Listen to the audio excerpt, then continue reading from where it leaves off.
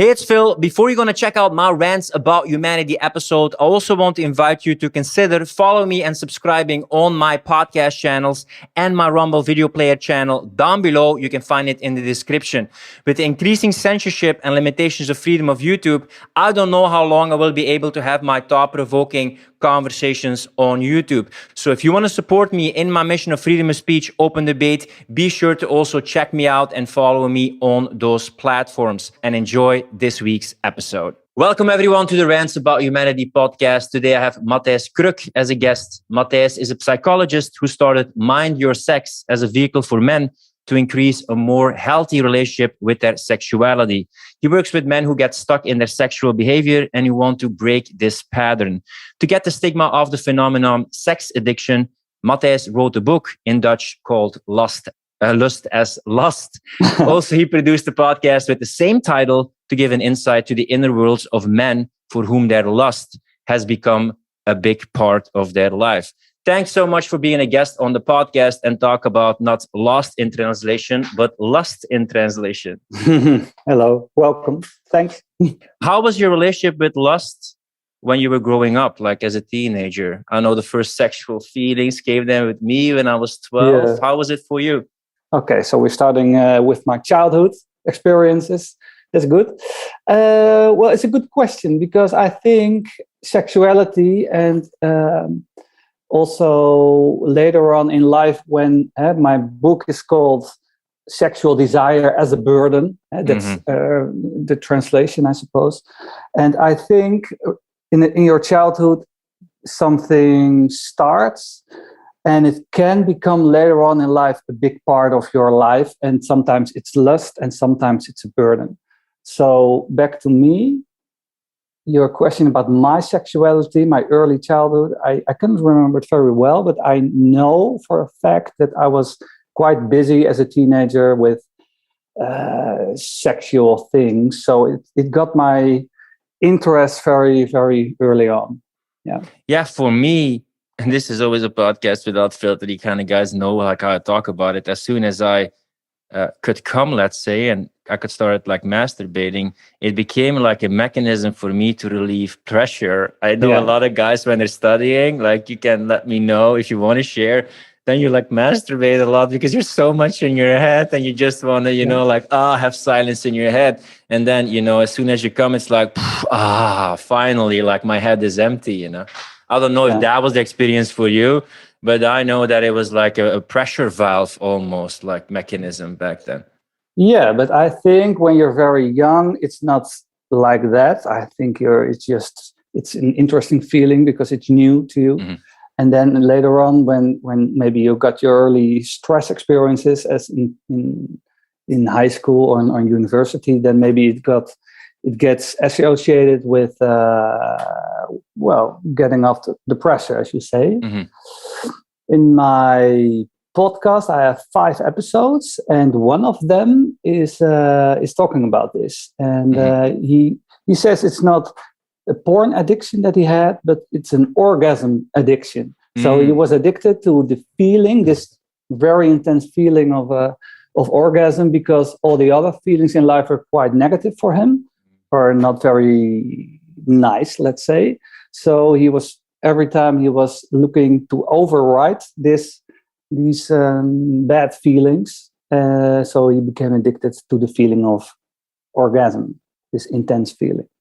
Yeah, and I'm curious about your experiences, especially how it developed, and when you start seeing it as a burden or as a problem. I know that, and we'll talk about a lot of things, also like no FAP and no masturbation, etc. Because there is some kind of part that sexual energy, life force builds up, and it keeps on building up, and it's like almost uncontrollable then, like that urge, like so much energy, and or sometimes combined with, having anxiety, having stress, having so much unresolved emotions that you want that escape, you want that release.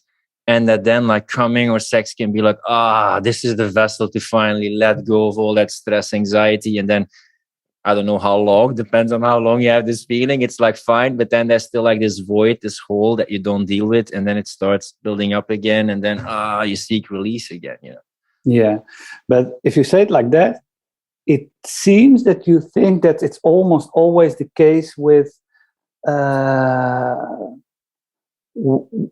that you want this feeling as a boy or girl, maybe. I don't know if you have some differences between. I'm talking from the perspective if it would be a burden. Yeah, okay, if it would be like that. Yeah. So according to you, because I have my perspective on this, but according to you, when do you think this line is being crossed from lust to or sexual desire? Well, then I use a typical C model that they use with addiction, when you have a craving, when you can't control it and you keep doing it despite negative consequences, or you feel bad afterwards. Yeah. And you feel that it's controlling you instead of you controlling it. All right. That's when I say, and it's not a choice anymore. Okay, so that's the only criterion then. Not the only, but I think it would be like a main one. Everybody has like addictions, and almost anything can become an addiction. But when you notice these things, this craving, this uncontrollable craving for something, you do things despite negative consequences for yourself or other people, and you feel you can't control it, then often it can become an addiction. Even seemingly healthy things like sports, let's say, and you feel you have to do a marathon 3 times a week, and it seems good on the surface, like he's exercising. It can become an addiction or a negative pattern. It doesn't have to. Yeah, and on the same time, when, for example, your value in life or one of your values in life is to be a sexual being and to strive for, well, sexuality because it's a positive value for you, can it be or can it become an addiction when sexuality is a main value in your life? What do you think? It's very difficult for me to say, because I'm basically pointing principles to people and they have to find themselves if they feel, is it an addiction or not? You could look on the outside and think like it's an addiction. But in the end, I think intuitively, when you have an honest conversation with yourself and you would be willing to listen to an honest answer, I think people mostly know, like, do I have a healthy relationship with this or not, or an integrated relationship with this? Yeah, but that presupposes that you ask yourself valid questions. Yes. What is my relation to sexuality, for example? And I think that's my main perspective, that everyone, well, let's say usually I talk to people, almost only guys, by the way, so only men, and they come to me and they ask me, do I have an addiction? What do you think as a psychologist? So my answer always is, well, I don't know, because that's subjective to you, whatever is happening, but you have to ask yourself, well, a few questions. And one of them is, do I have a healthy relationship with sexuality? And that answer changes it changes every moment. So when I ask myself this question, this week can be different from next week. But in the first place, you have to ask yourself, do I have a healthy relationship with sexuality in this matter? Do you go to your body then? Do you go to your emotions then? Do you go to your values then? Well, that's interesting, because usually the men I speak to, they don't have this proper connection to their body or to their emotions, because they are used to override this with watching porn, for example, because it's a solution for almost everything. For example, when you are sad or when you are angry, well, let's watch porn and the feeling is gone for the short term, of course. So usually I think it's important to reconnect to your body and also to your emotions, because you have your body gives signals, whether it be emotions or not. So you have your body, your emotions, and then your values or your identity, your self-image. Because I talked about my porn addiction or issue with porn. I made videos about it on my YouTube channel, which people can look up if they want to, this YouTube channel, if you check it on YouTube.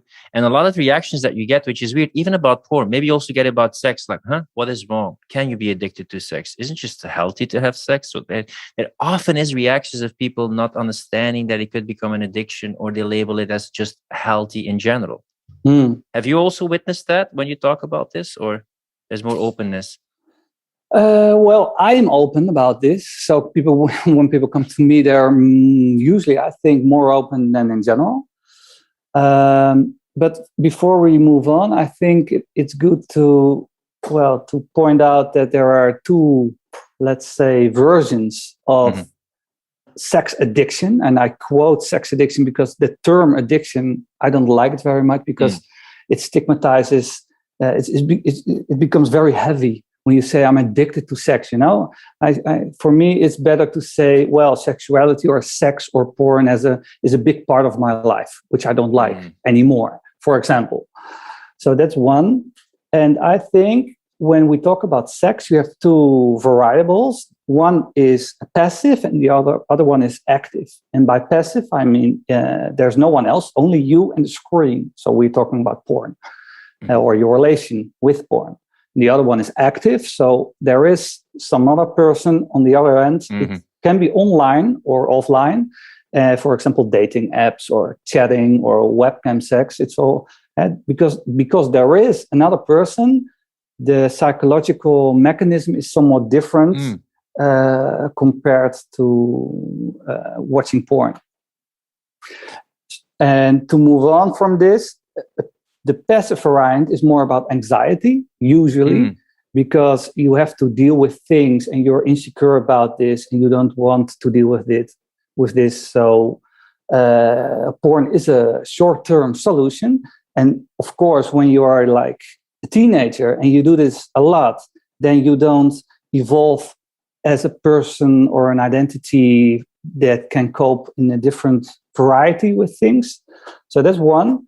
And the other one, like this active variant, is more about, it's not black and white as I say it like this, but the active variant is more about your self-image. You're very insecure and you need this confirmation of other people to give you the feeling, well, I matter, let's say. I sometimes heard it, I think it was from 𝗦𝗏 where she actually says, the way I'm going to use passive variant for the porn variant where there's no interaction, that they kind of do it because they can't get rejected. You can get horny, you can just watch it, and there's no feeling of getting rejected or becoming abandoned. Yeah, I also see that's interesting because I see, well, quite a lot married people, so married men, and they watch porn, and sometimes they're okay with this, but their partner isn't. Or sometimes they're themselves are not okay with this, and they can't explain why they do watch porn, but they don't have the urge to have sex or be intimate with their partner. And what 𝗦𝗏 was saying is like this: then when it's difficult sometimes to have sex with your partner, or even more difficult than watching porn by yourself because it's only you. So you're right there. And you have this endless novelty. Because you kind of have the dopamine rush of always the novelty, or that's also the dark hole sometimes of porn. That, I mean, let me know in the comments if ever that was something that you had. Sometimes I watched porn and I was just curious about it, some kind of porn I hadn't seen before. It wasn't like it would make me horny, but you get down the rabbit hole like, oh, something new, a new body, a new image, a new way. And you just get used to that stimulation of always like having the novelty. And when you have a partner, of course, you can't only change your partner all the time. I mean, when you have a committed relationship, so that also makes it different when you're addicted to that always new or more radical porn or new bodies. Yeah, that's true. That's like the mechanism that the big tech companies use to that you return to their platforms, of course. So it's not only porn. It's like Pornhub is a big tech company. It's more tech company than a porn company, by the way, of course. And it's like Instagram and social media. It's like the same mechanism. But I started recently, for instance, I started watching at some older porn or erotica, and there's actually something nice about it because sometimes these actors, they go with each other. Like there was like a scene which I found very arousing. It was like a younger guy. He was like initiated by an older woman, you know, and that older woman just loved the younger guy. She was excited. She held her hands. You could see that there was some affection and compassion. It was like slower, more build up, you know. There's like cunnilingus, let's say, and kissing. But when you look at most porn, it's like super penetration, super hard, super forceful. And the whole connection aspect, it's not there. No. And I used to, you know, my dad, sorry dad, if you listen to this, he sometimes recorded this erotica at night, you know, and then I could watch at it when my parents were away, but it has these intimate scenes without being explicit. But sometimes that was a nice introduction into like what sex is like and how to make love. But now most of the youth, they just get it from porn. Sure. But that is a big difference. I think we have the same age, something like that, 40-ish. Yeah. 38, yeah. Yeah. So and in our time, it was like this. But now I think also because of the influence of the new technologies, like the smartphone, for example, our brain isn't wired anymore to slow down. We want to speed it up every time with every new technology. It's becoming more and more difficult to just take your time to attend to whatever is happening. And that's a big thing, because porn, what you are telling me now, is more about this connection between sex and intimacy, or arousing and intimacy. But now it's just intimacy is like there on the left corner and porn is on the right corner. So the two have nothing to do with each other. Not anymore, at least. Maybe sometimes, but the mainstream porn is built up to escape from life. And it's so accessible. All you just need is your phone. You can basically do it everywhere. Yeah, well, I would say that there is no sex addiction, because you cannot become addicted to sex itself. The same goes for porn.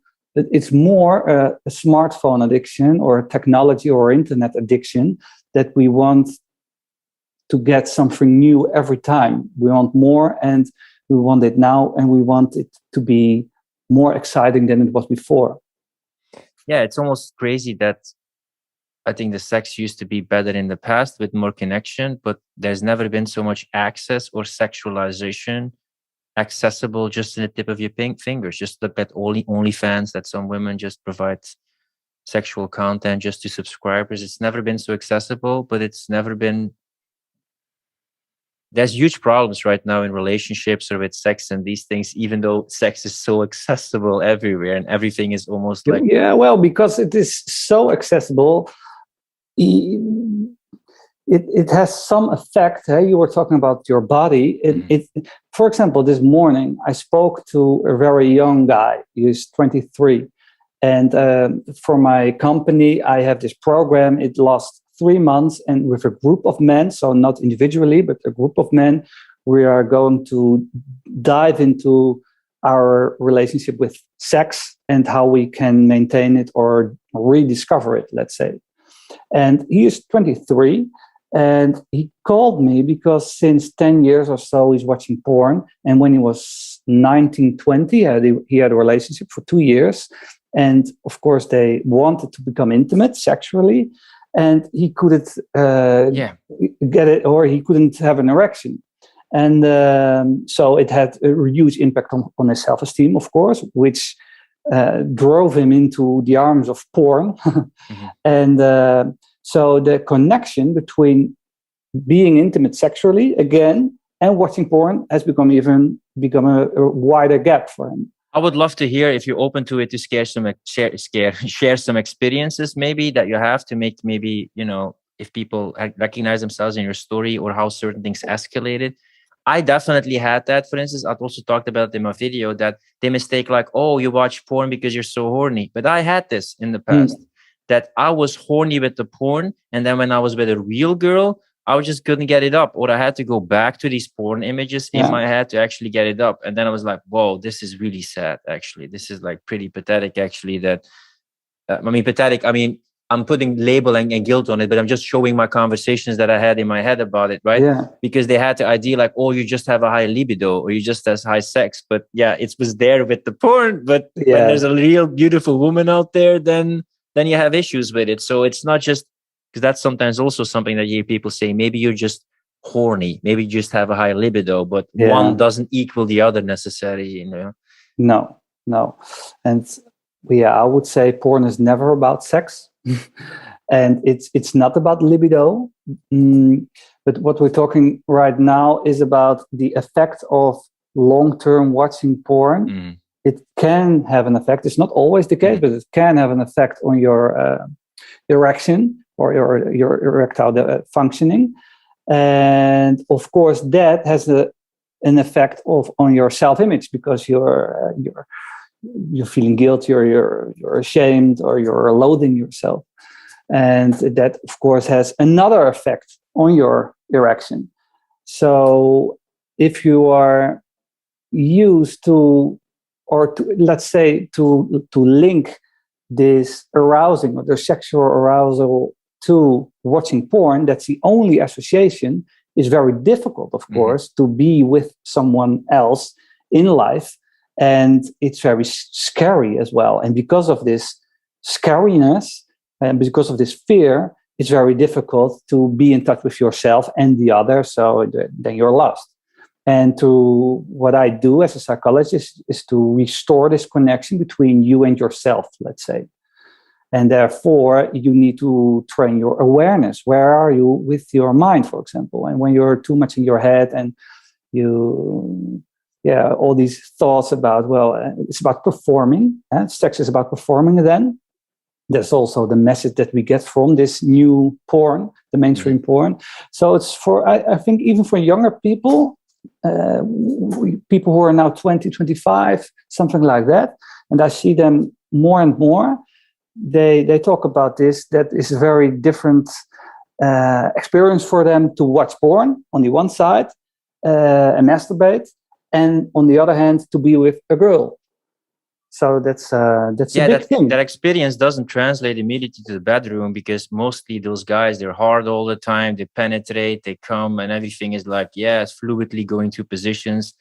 But when you're with a real woman, it's more time. It's sometimes softer, more intimacy. It's fine if you just want to hug and kiss. But when you have that image like, no, I should lead all the time. I should perform. I should be rock hard all the time. I should come.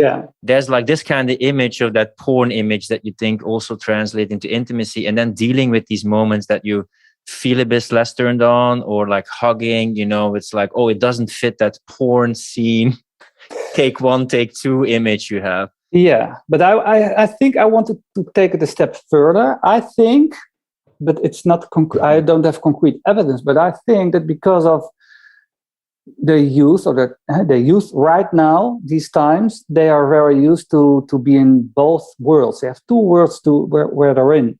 They have this online world with an identity. They have an online identity, and they also have like this offline identity. But they don't evolve as a human being fully, because they have these separate identities. And because of these separate identities, they have an online identity, and they're in this online identity, it values a lot what other people think of you. So when they're very much online, they take this to this offline identity, so they become scared of real intimacy. Because, for example, dating, when I was young, I was 20 or so, then I had to go to a girl and say, my moves or whatever. And then she could reject me. And rejection, in the first place, is maybe not nice, but on the long term, it's good for you, because you know what other people think of you directly, also with signals, verbally, non-verbally. And when you're very young, also when you use Tinder, the only message you get is when you have a hit, when you have a match.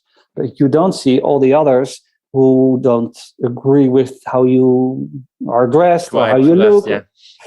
So it's very difficult, I think, that when you actually are 20, 25 and you are with a woman or a girl, and in the bedroom, it's very scary, or you're very high in your consciousness.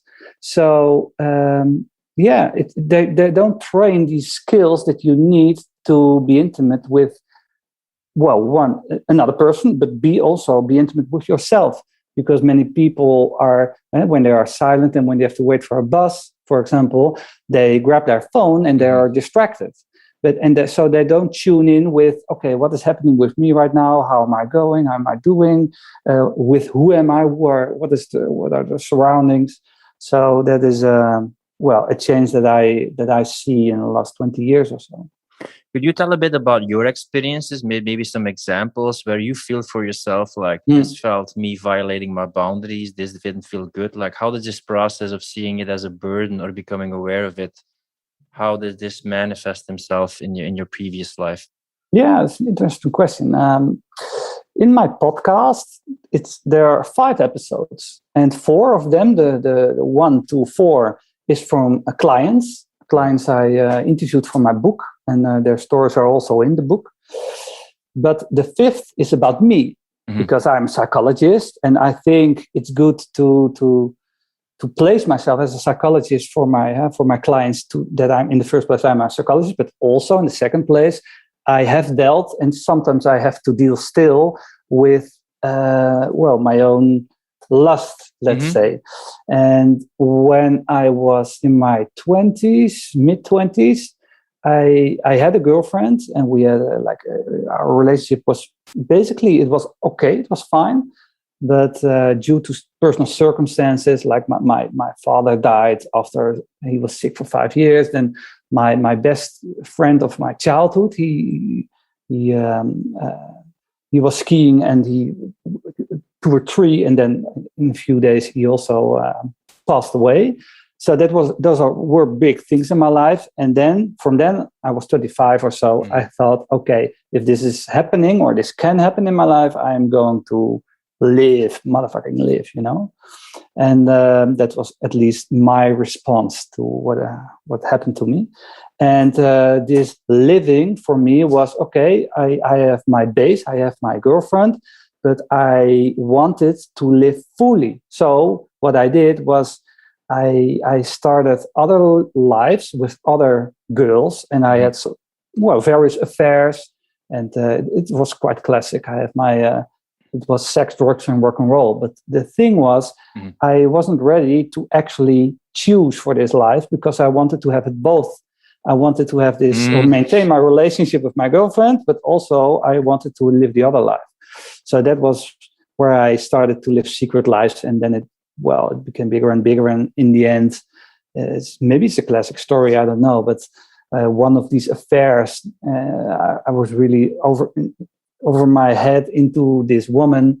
And then I was, in the end, after a couple of years, I was open to my girlfriend, and then we broke up. And now we're 13 years later, I can say, okay, I get it, what I did. And it was not only about sex, but it was about what sex represented for me. It was about adventure and living life to the fullest.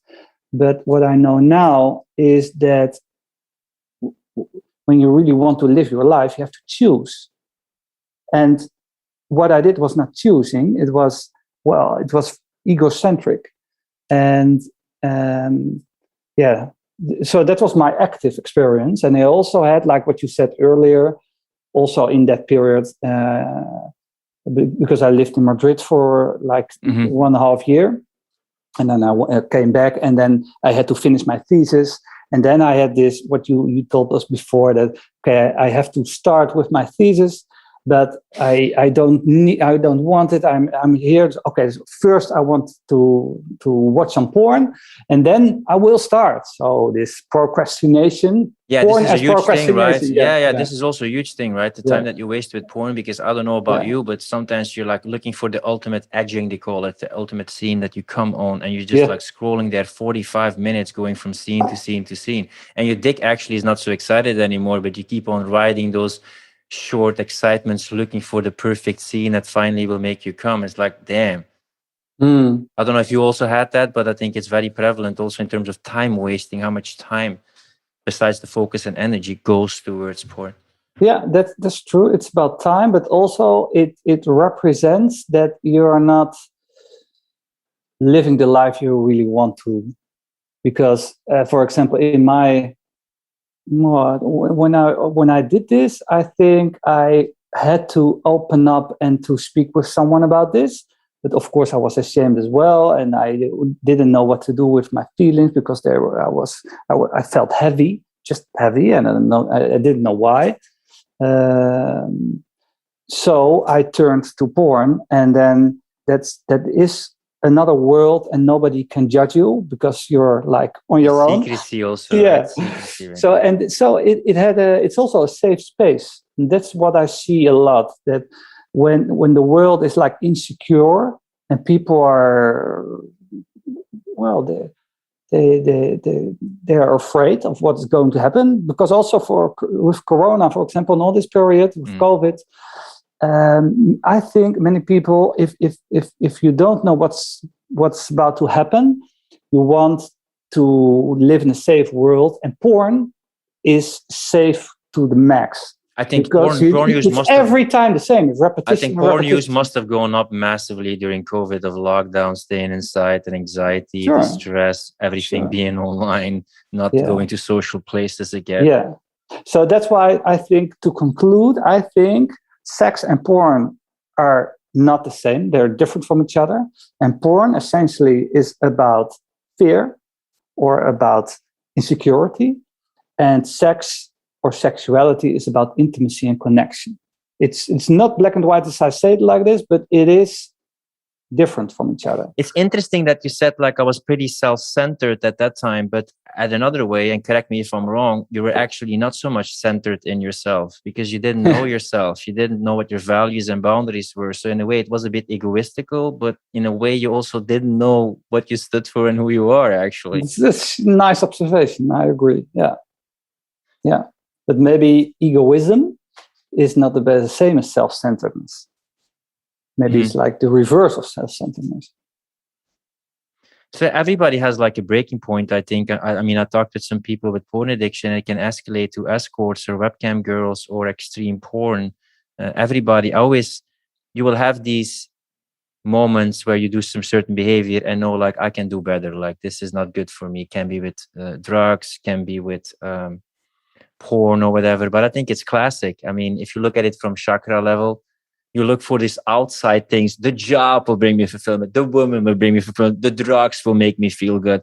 Until at a certain point, I think it creeps me in your 30s as a man, you feel like this is not working for me, and you go more inside, or you're open to have honest conversation with yourself, like, who am I? What am I here for? What am I looking for? But often it's a stage to get that external, thrilling, stimulating adventures to then in the end see, like, this is not giving me what I want, I'm chasing clouds here, Yeah, but it's an interesting question. I think for everyone there is a momentum, and the people or the men I see, they are like from 20 to 60. But for everyone there is a momentum in life that they say to themselves, okay, until here, and now I'm fed up, it's done, I need to change, or I need a change. Or that's internal, but mostly what can happen is externally, when you have a partner or something happens because you lose a friend or your job or whatever, then there's a big mirror that says to you, okay, guy, you really need to change something. And I hope with my company and my book and my podcast that men are asking themselves questions radically, and I hope they're radically honest to answer a question like, okay, I have to change something now, and not wait for something bad to happen that other people will be damaged, for example. If somebody would have let's talk about the passive one, porn one, let's say. Probably you will answer it depends, which is always the annoying answer to give to questions. But let's say somebody has an issue with porn and it controls them, and they feel empty, and maybe they have erectile dysfunction, etc. Yeah. Should they quit? I did it once for 2-3 weeks, and then like increasingly that urge started building up in my body. But I had like something that would go completely against my values if I would do it, So that was like, no, I'm not doing that. Just to go to that 2-3 week period. And then it went easier, but I was like excruciating the buildup in my body, like physically. I had to some point, which is hilarious, put like ice cubes on my balls because there's so much energy being built up.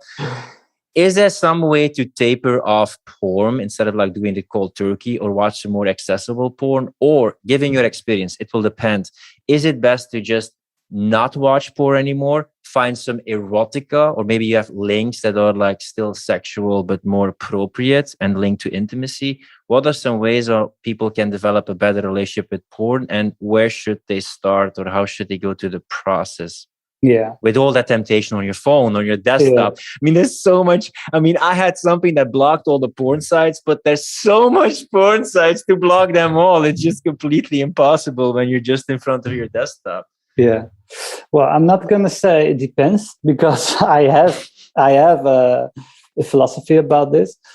Okay, I'm going to expand my answer a little bit, yeah, because now you have the presumption that people, or men, they know already that they want to deal or change their relationship with porn, right? They want to do something about it. I think it's essential what happens before, because there is some, you went through some phases to decide this is what I'm gonna do. And I think this shouldn't be an impulsive decision. So you have to think about this. Why do I want to break my habit with porn? Because it's a habit. And why and when? Because when you don't think about it and you just do it, and then you don't know how to do it, then within a week or 2 or 3 you become maybe very creative and put some ice cubes on your balls or whatever. But I think it's crucial before you make this decision that you think about it.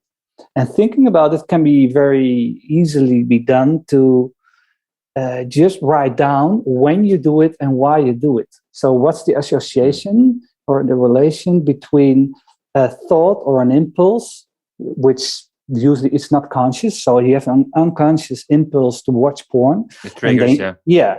So just if you do this a week or 2 weeks, and what happens exactly in this context before you experience this craving of watching porn. So that's one.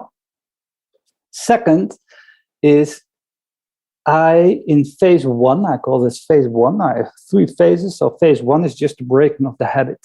And you're talking about the breaking of the habit. And the breaking of the habit, it means for me that do you want to become abstinent from porn for 66 days. 66 days is like a period that you can get your head around. And it's a good training period to actually break a habit. It's also scientifically been proven that something about 66, it's how do you call it? A median. And, I know what you mean. It's like average an average, for so it's a bad addiction or pattern to slowly subside, or a good habit to start being more installed. So that's only phase 1, this 66 days. And in this 66 days, it's okay. Sometimes maybe if you don't really, sometimes it's too much and you fall back, that's okay. But it's interesting how you perceive this fallback and what do you do after. If it's a stumble or a relapse. Yeah. And in this 66 days, I think it's essential that there are 3 ways to cope or to break this habit. Usually what we do is only the first track. And the first track is to find distraction. For example, when usually you have this trigger, then you watch porn. But instead of that, we have this trigger and we go watch basketball videos on YouTube or whatever. It's okay, but I think it's not very constructive in the long term. But okay, I encourage them to start with this first track of distraction, but the second and the third are even far more important, because the second one is about that you want to learn how to be with this trigger or this emotion. Usually it's like a negatively experienced emotion, like sadness, for example. So instead of pushing the sadness away, you want to learn to embrace the sadness, which is very hard for people. Mm-hmm.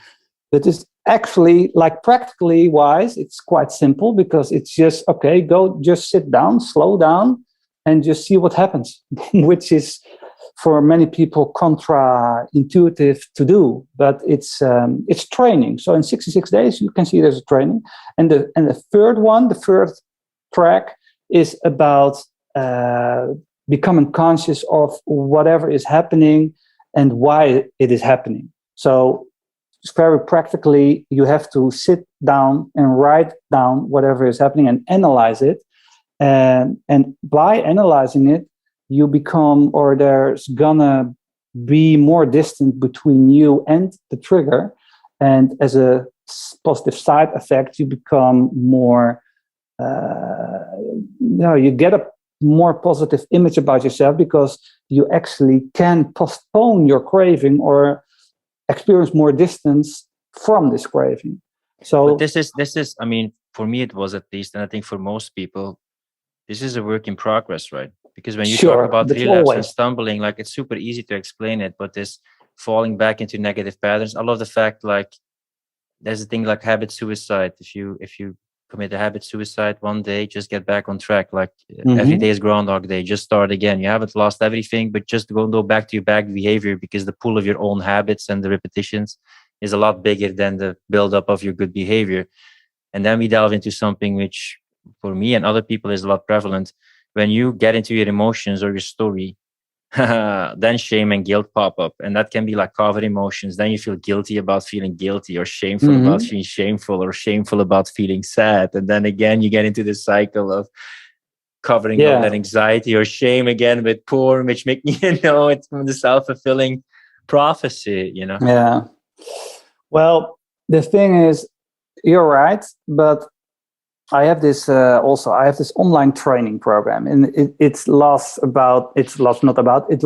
10 weeks. But before starting this program, I actually have this questionnaire about, what's the trigger of wanting to start this program?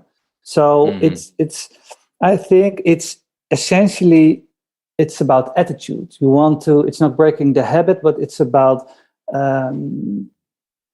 evolving an attitude which is about self-care and self-love. But when you start with this attitude, it's difficult. But you have to start somewhere. And it's easy to start with something that you don't want to do. But in this training program, after a few weeks, or after maybe even 2 weeks, you have to think about, what am I going to place in the empty space that porn will, if you throw porn out of the window, there's an empty space left. So how are you going to fill this empty space? So it's more about that in the end, but you have to start somewhere. And porn, for many people, is very easy to point at as the big factor of their misery, but it's not the porn, of course, that makes them miserable. It's about how they perceive themselves watching porn. Yeah, and a lot of times people say you won't tackle the true addiction if you don't find the underlying need. And when there are different ways to do it depending on your personality. I investigate a lot of personality research, so different things will resonate with different people. But correct me if I'm wrong, but you can start beginning by painting your new identity, or determining your values, or tapping into your why, or finding your needs. And then you also are already painting something of a new you beforehand that you can also have an interaction with. Is this also something that then you do then, of also getting that clear, the why, the values, the identity, the reasons, the impact it's going to have?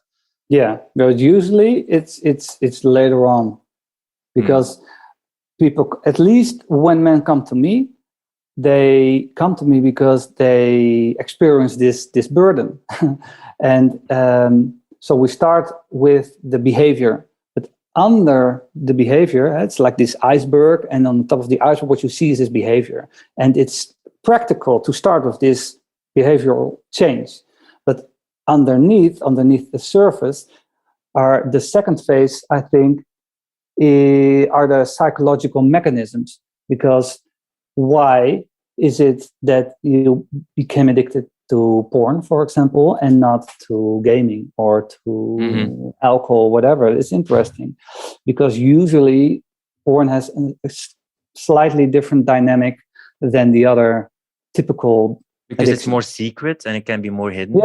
Yeah, that's one factor. Yeah, so you need to become more conscious about you, how things function, how emotions function, how you think.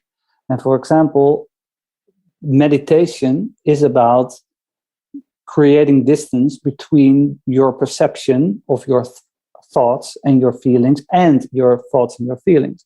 So you have to train that as well. So this is the second phase. And then the third phase is about what you said, told about identity and values and searching for your why.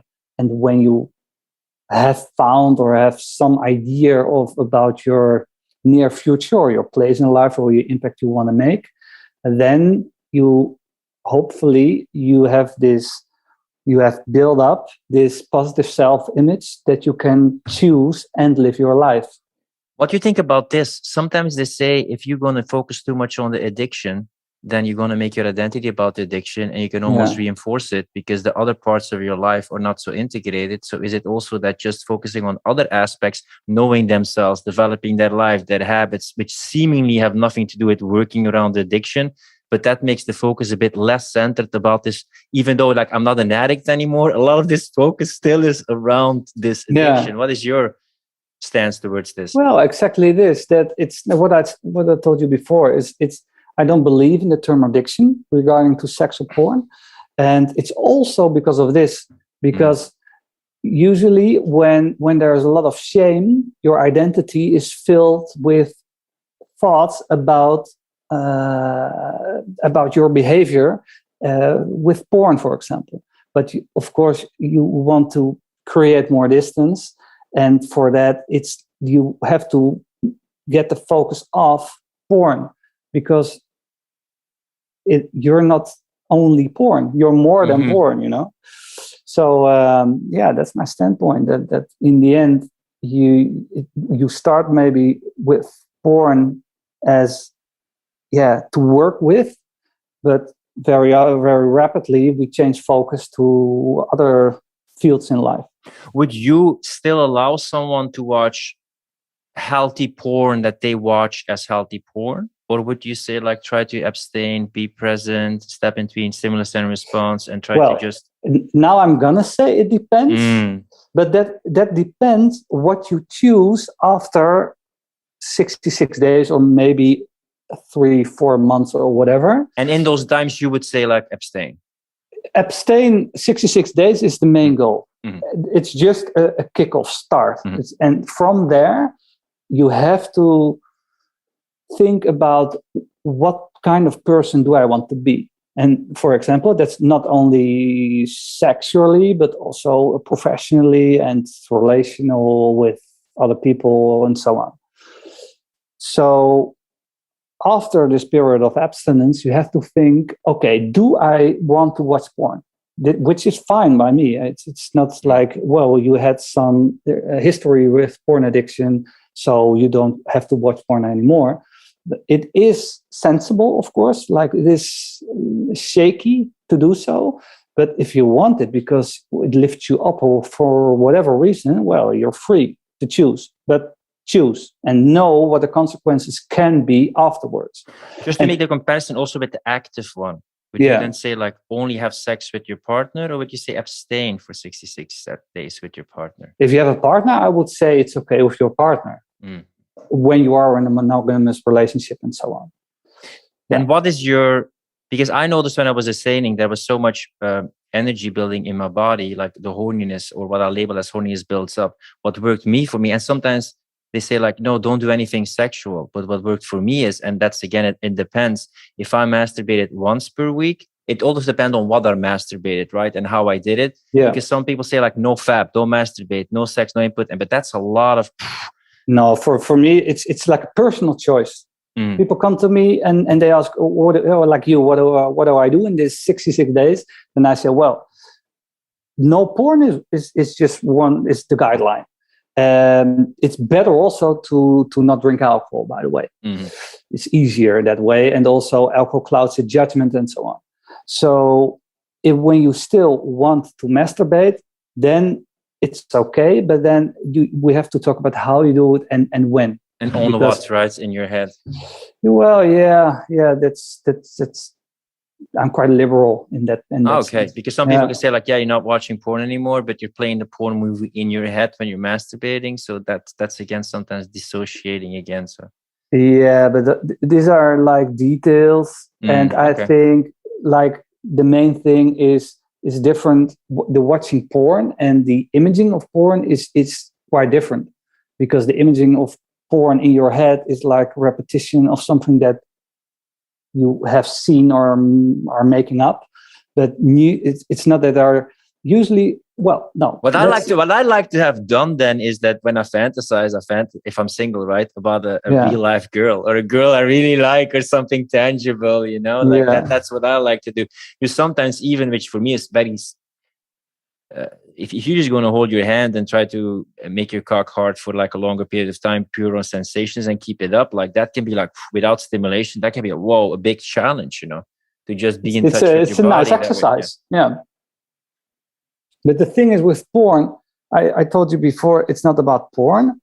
Essentially, it's more about, there's one hypothesis that the addiction is on information or in information overload. And that means that when you're watching porn, there's only you and the clicking and the porn and the images, and then you become in like a state that is like arousing. It's not about the porn, but it's about this. When you, for example, you're in this car and you go with 200 kilometers an hour, and it's like it's this rush and this. Yeah, it's sometimes with research what they did, but like the best thing to do on a date is to take them to an exhilarating experience, because then they will translate the excitement from the adventure they did to like, okay, I'm in love, my heartbeat is like higher. So they say like, yes, I'm feeling something for the person, you know? Yeah, that's also about the shared experience, I suppose. But the thing is, we were talking about this period of abstinence. What do you do? The thing is, it's better to not watch porn or you can, of course, in your memory, do whatever you want, because there's no information overload. So you have to abstain from information overload. That's the main thing. Stimuli, and stimuli, and that's like be with it. This is the bigger thing that you said. Like it's also an information smartphone addiction to just sit still. Hey, the bus is not coming. Just breathe. Yeah, essentially, it's about slowing down. Dare to slow down, but people usually don't dare to slow down because they're scared of slowing down. That's interesting. Why are people scared of slowing down? Why are people scared of silence, or why are people scared of not doing anything? That's interesting. I think with everything that's been going on the last 18 months, when I go down to what truly brings change to people, it's awareness and reflection. But for that, there have to be honest conversation, a willingness to listen, and a pause and silence to then deal with these things. And it's probably uncomfortable, because when you listen, when you reflect, you can find out things that you don't like or don't want. But for me, I think that's kind of interesting. That's where the learning and growing is, but it doesn't mean that it's always nice and something you wish to hear or wish to face. It's like facing the unknown. Yeah, but many people are scared of facing the unknown. Right? So I invite people to train themselves in exactly that.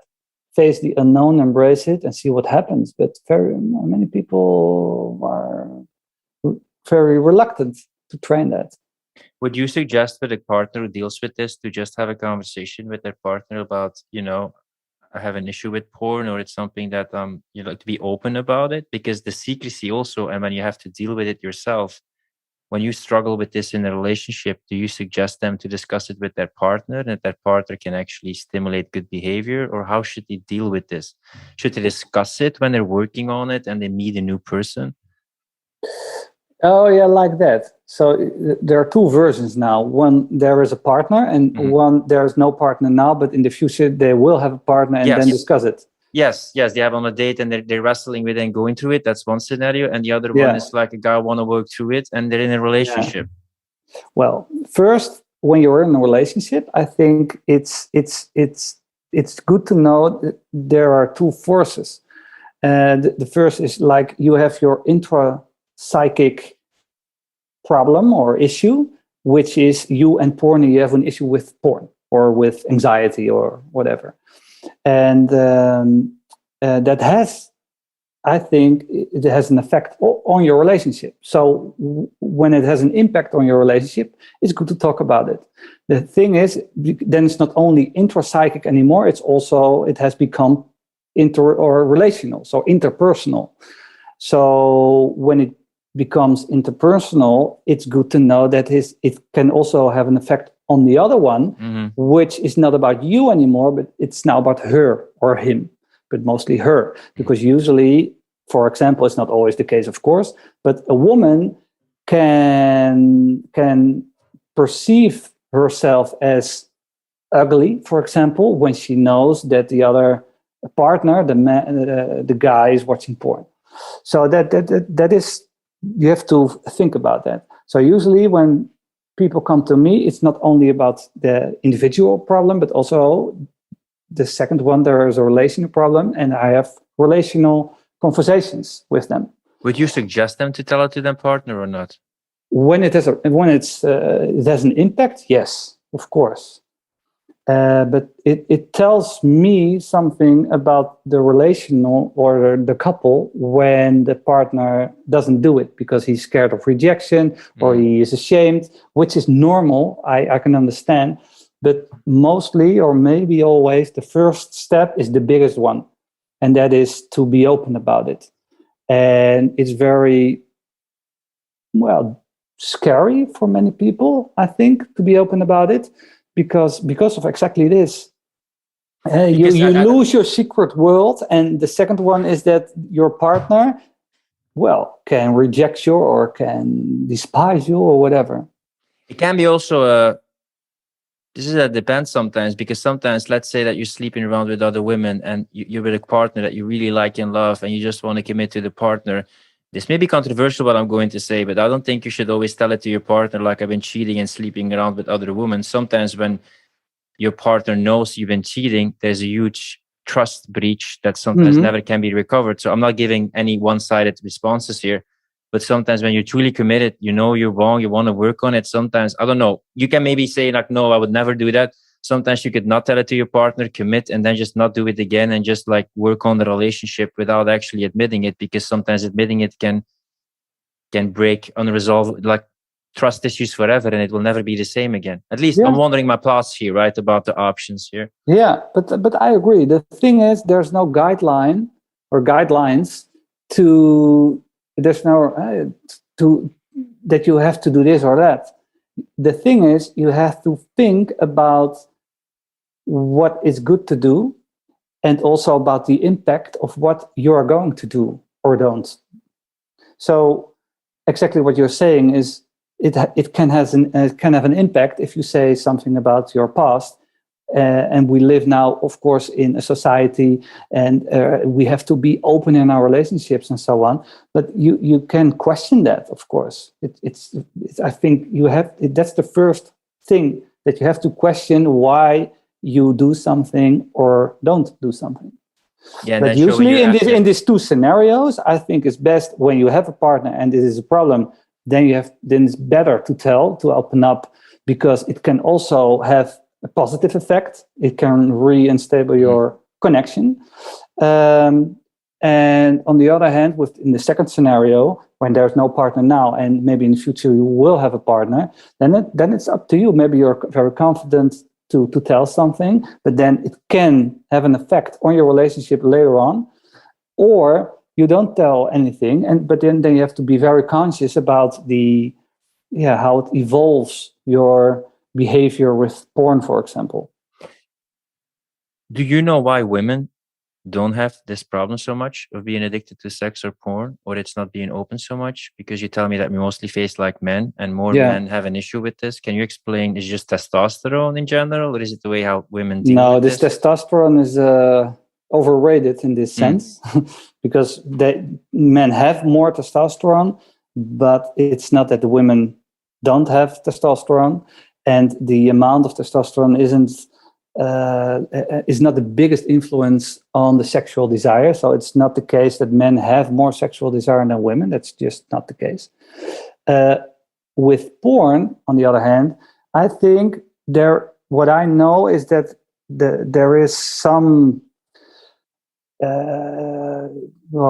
thing on the chromosome of men that they are more sensible to thrill activities and thrill activities, risk-seeking behavior. And porn. It's not the only cause, but porn has this effect also on the brain. So that's what I think is that why men are more susceptible to porn. Could you still talk a bit about the role of shame and guilt and why these emotions are so difficult to deal with or not tackled enough in the whole process of what you're dealing with? Well, you can ask it yourself as well, of course. What is so difficult about shame and guilt, you think?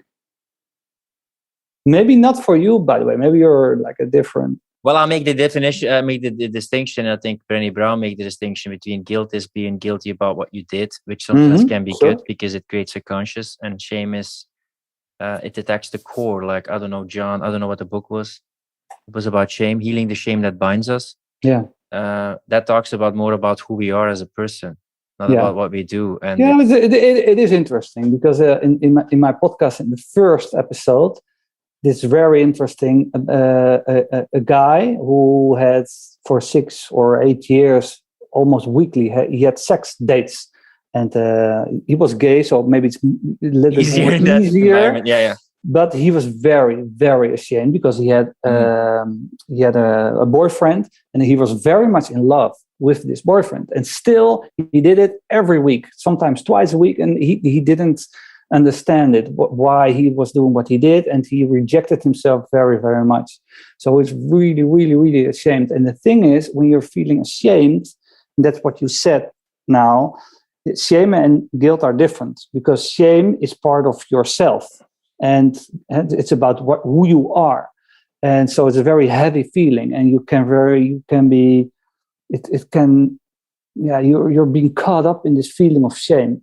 While guilt is maybe also not very nice to have, but it tells you something. It's more like it can guide you. Feedback to do better next time, while shame always is frozen in your body and will always be a part of you. It feels that way, right? Yeah, so that's about what you do. So it's about behavior. So usually in therapy, I want to understand. Because maybe you can in your therapy use guilt as a way to point towards what they want to do, what they want to stand for, their identity. It can be a way to show them, but shame is a very different. That's more difficult to transform. The thing with shame is when someone is really ashamed about himself, it's very difficult to actually have or do therapy on him or her.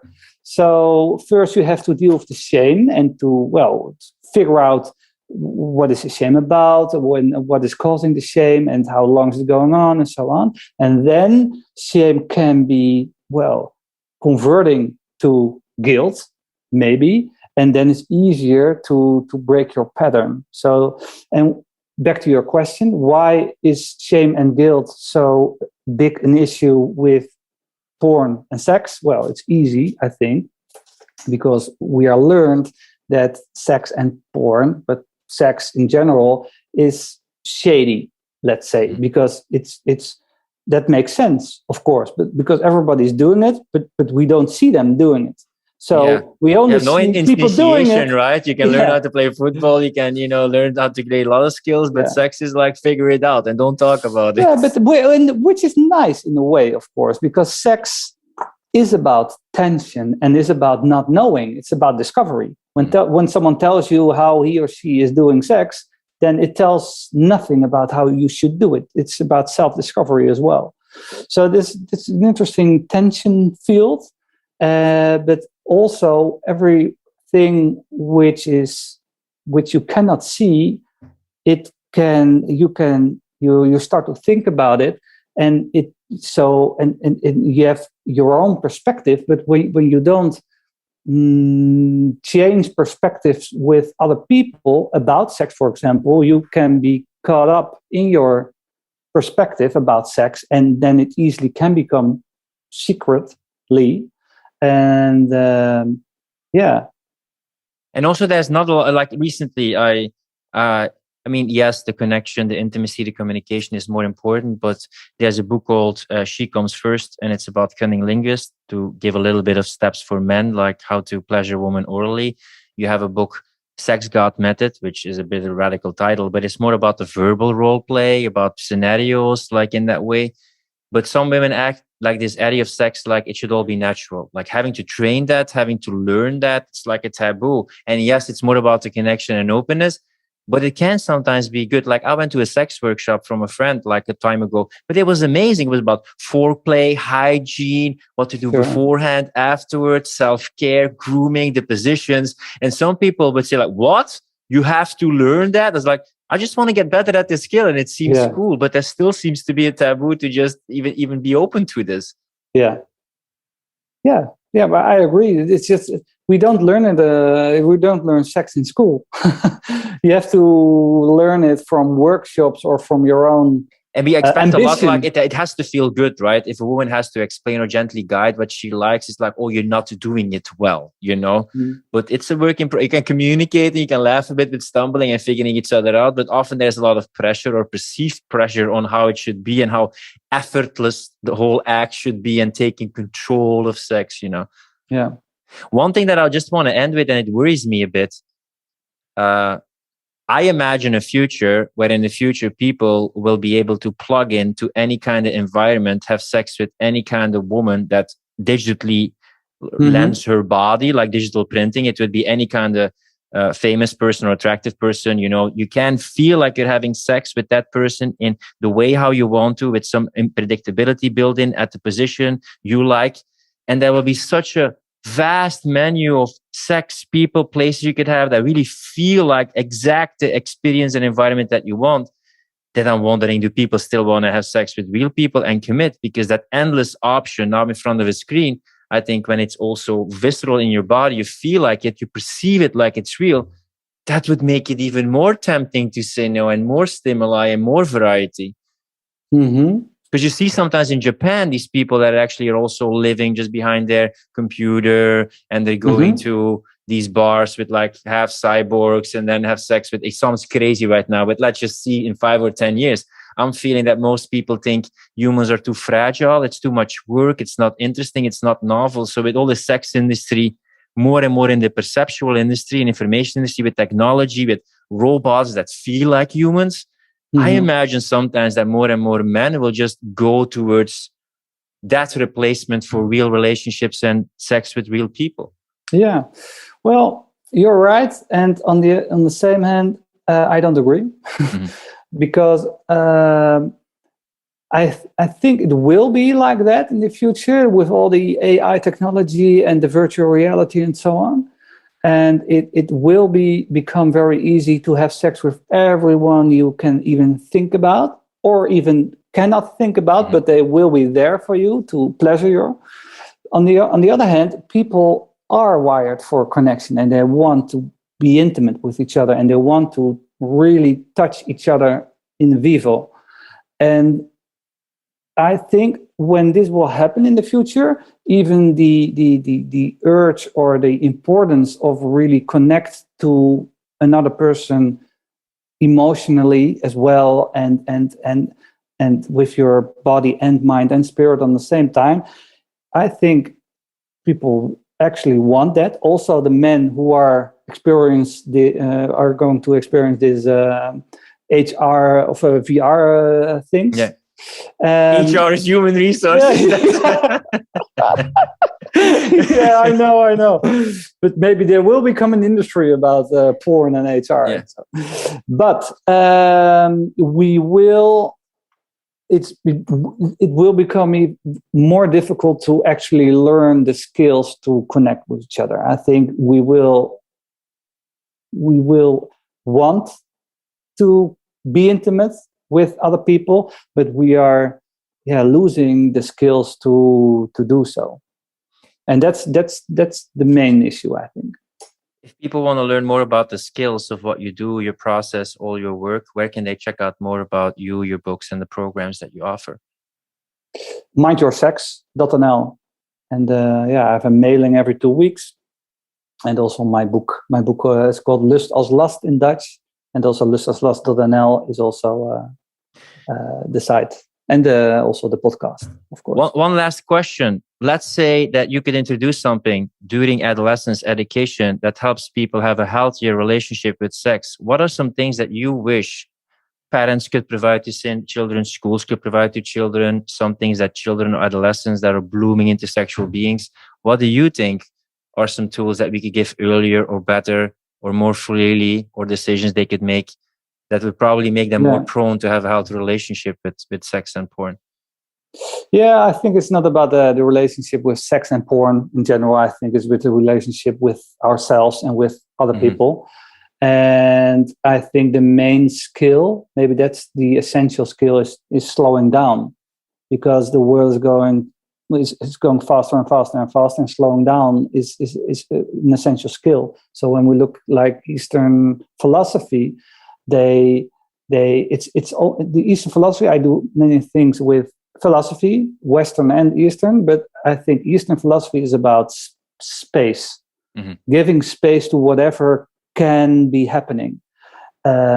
So to love that space, you have many skills. Yeah? For example, Qigong, it's also like a way of exercising this space and not filling it in or filling it with smartphones or porn or social media or news or Google or whatever. So to think for yourself, to be with yourself, I think that's one. And you can do that by meditation or by just sitting down or just by being in nature, whatever. I think that's essential. Well, thanks so much for sitting down for this conversation. Yeah, and you're having welcome. a deep talk about the things that often people don't talk about. Love the work that you're doing, and wish you all the best with mostly helping people connect with themselves and have a healthy relationship with themselves. Thanks for being a guest on the podcast, 𝗦𝗨𝗕𝗦𝗖𝗥𝗕𝗓. Yeah, you're welcome. Thanks for having me. If you like this podcast, don't forget to subscribe and support our mission of freedom of speech. With increasing restrictions on fundamental freedoms, we believe that now, more than ever, is the time for you to be an online coach or consultant and become independent from the system. That's why we created the Client Closer Academy. Learn how to consistently enroll clients and join a community of fellow free thinkers who value personal responsibility, speaking their truth, and making an impact. Find out more at clientcloser.com/academy. Rant over.